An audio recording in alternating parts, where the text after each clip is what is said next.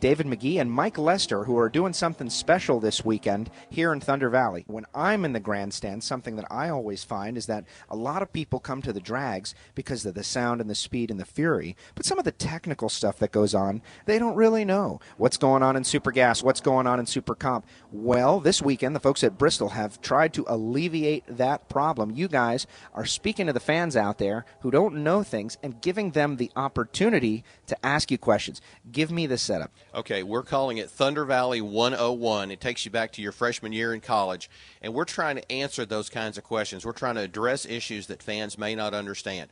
We're a NASCAR town. We have 2 major NASCAR Sprint Cup Series races every year. The drags are maybe a secondary to a lot of folks, but I think a lot of folks have really embraced this sport. They really enjoy coming out here. They've seen it on TV, but they've seen the top fuel cars and the funny cars. Maybe they don't understand the technology. Maybe they've come out here with a friend. Somebody said, hey, you ought to go to the drag races with me. So they're coming out here, and we got a lot of feedback over the last couple of years of fans saying, why is this? What happened? Why did this car lose? What happened? Did this car break, and then what happened out here on the racetrack? I don't understand what I'm seeing. And we really sat down and talked about it, and we said, if you don't understand the sport, it's being like in a foreign country and not being able to speak the language. So we want to do everything we can to improve their experience, to give them a better opportunity to understand the sport, and hopefully that they'll embrace it and they'll want to come back year after year. And what is the mechanism you are delivering this? Because there's normally the track PA goes out over track radio, but in this situation, there are 2 track frequencies. You guys are utilizing one of those. I hear Alan Reinhardt in the other room announcing an opportunity for people to tune in and text you questions. How's that all work? Exactly. The track frequency is 100.9 FM. We're on 100.1 FM, similar to the 101 we talked about. We thought that'd be easy for people to remember. And we do. We have a text number set up so that if somebody has a question, if there's something they don't understand, maybe we've explained it and they didn't get that, they can text us a question. They can text BRISTOL, Bristol, and then their question or comment, and then to 69050. And it's just like a simple texting program. It comes in here to us, and we'll answer the question. We'll text them back with the answer, and also we will answer the question over the frequency. And this weekend we've made available some headset radios, some small FM headset radios. They're available at the customer service booths. We've got 2 of those set up for $10. It's a great deal. They can tune into our frequency, or they can tune into the PA frequency and listen to Bob Fry and Alan Reinhardt and those guys. They can listen to either one. They can go back and forth if they want to. And we almost sold out of those in the first day yesterday. And, Mike, what are some of the questions you guys are getting today from the fans out there through the text? And we've gotten several. I think it was somewhere in the neighborhood of 70, at least 70 texts yesterday. We're really surprised these are somewhat educated fans because we're getting questions like the equipment. Well, what do they have to use to do this? How much does this cost? How much does that cost? Why do they do this? Why do they set the car up to work like that?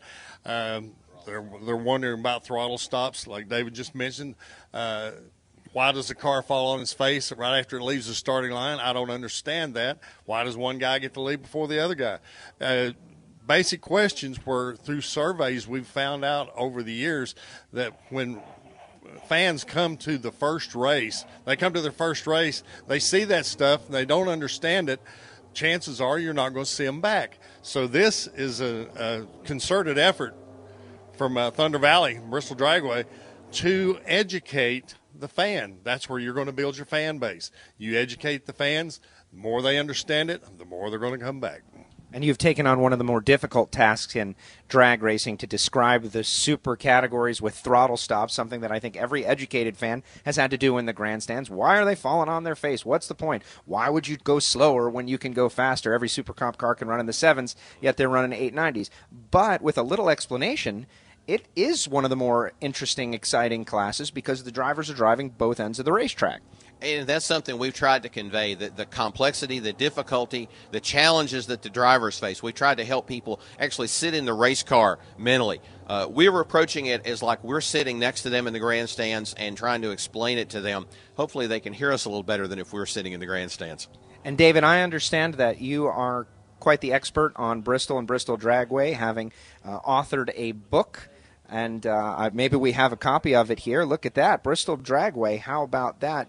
This is a beautiful book, folks. I wish you could see it. Maybe we'll put a photograph up on this video.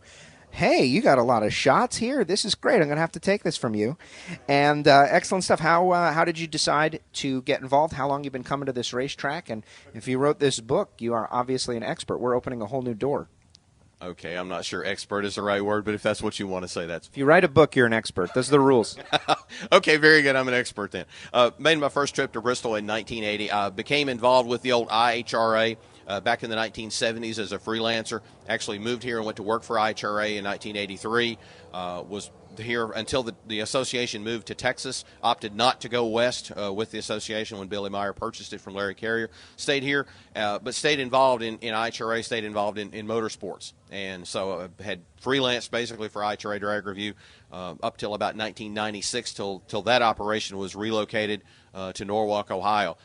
Been involved in the oval track here for about the same length of time. Did some announcing here, started back in about 1992 with a bracket program, and have been involved at some level with the drag strip ever since. Did my first book in 2006. It was a photographic history of Bristol Motor Speedway. The natural progression was to do the drag strip because this is a real love for me. And of course, the late Jeff Bird, a great friend of mine for many years. We were talking one day, and one of the questions he asked me was, "When are you going to do a Dragway book?" And I said, "Jeff, it's underway right now." And so it gave me great pleasure to show it to him because he was such a drag racing fan. Just absolutely loved the sport, and he was very supportive of that, and we appreciate that very much. And actually, my third book just came out. It's called Tales of Bristol Motor Speedway. This one's got a lot more words than photos in it, and we just hit the market with that about a week and a half ago.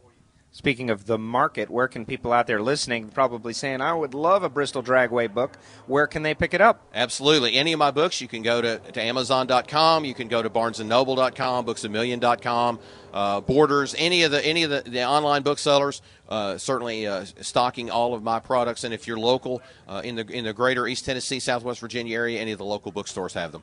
David and Mike, I want to thank you guys, first of all, for what you're doing. The whole secret to drag racing continuing to grow and develop is educating the fans, and you guys are doing an excellent job. And whoever's concept this was, very smart, responding to the needs of the fans. This is exactly what we need, because some of the best action, these guys, these sportsman racers, they have sponsors too, and the fans would be interested if they understood exactly what's going on. You guys are doing great work. Thank you for taking the time with us today. Well, thank you very much. We appreciate your interest, and you guys do a great job at WFO. And Bobby Bennett and I have been friends for a long time, Competition Plus, and one of the great websites. And if you want to know what's going on in drag racing, that's one of the first places you go.